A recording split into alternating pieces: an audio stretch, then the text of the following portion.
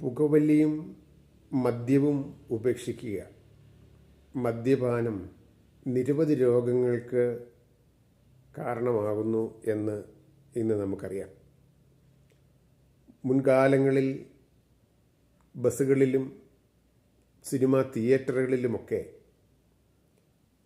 ആളുകൾ തിങ്ങിക്കൂടുന്ന ഇത്തരം സ്ഥലങ്ങളിൽ പുകവലിച്ചുകൊണ്ട് ഇരിക്കുന്ന ആളുകൾ കൂട്ടം കൂട്ടമായി നിൽക്കുന്ന ഒരവസ്ഥയുണ്ടായിരുന്നു. പുകയിലയുടെ രൂക്ഷഗന്ധം ശ്വസിച്ച് എത്രയോ ആളുകൾ ശ്വാസകോശ സംബന്ധമായ രോഗങ്ങൾ വിളിച്ചു വരുത്തിയിട്ടുണ്ട്. ഇന്ന് നമുക്കറിയാം, നിരന്തരമായ ഇടപെടലുകളിലൂടെ, സർക്കാർ ഇടപെടലുകളിലൂടെ, സാമൂഹ്യ മാധ്യമങ്ങളിലൂടെയും ഒക്കെയുള്ള ഇടപെടലുകൾ ഏറെ ഫലം ചെയ്തിട്ടുണ്ട്. പൊതുസ്ഥലങ്ങളിൽ ഒന്നും മദ്യം പാടില്ല, ബസ്സിൽ പുകവലി പാടില്ല, മദ്യപാനം പാടില്ല, ട്രെയിനിൽ പാടില്ല, പൊതുസ്ഥലങ്ങളിൽ ഒരിടത്തും എന്തിന്, ചന്തകളിൽ പോലും ഇന്ന് ബോർഡുണ്ട് പുകവലിയും മദ്യപാനവും പാടില്ല.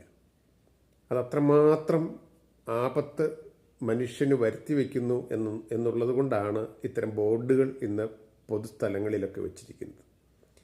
അപ്പോൾ പിന്നെ ന്യായമായും ചോദ്യമുയരും, ഒരിടത്തും പാടില്ലാത്ത ഈ മദ്യപാനവും പുകവലിയും വീടുകളിൽ ഇതാകാമോ എന്ന്. അതൊരു ചോദ്യമാണ്. കുട്ടികളൊക്കെ ഇന്ന് ചോദിച്ചു തുടങ്ങിയിട്ടുണ്ട്. ചോദ്യങ്ങൾ ചോദിക്കുന്ന പുതുതലമുറയാണല്ലോ ഇന്ന് വളർന്നു വരുന്നത്. അവർ ചോദിക്കുകയാണ്, വീടുകളിൽ മദ്യപാനം പുകവലി പാടുണ്ടോ എന്ന്. ഒരിക്കലും പാടില്ല. വീടുകൾ അതെത്രയോ വിശിഷ്ടമായ ശ്രേഷ്ഠമായ ഇടങ്ങളാണ്. അപ്പനും അമ്മയും മക്കളുമൊക്കെ ഒരുമിച്ച് ജീവിക്കുന്ന, സ്നേഹിക്കുന്ന ആ ഒരു ഭവനം അത് ദൈവിക ഭവനമാണ്. അവിടെ ഒരു കാരണവശാലും ഇത്തരം തിന്മയുടെ കാര്യങ്ങൾ ചെയ്യുവാൻ പാടുള്ളതല്ല.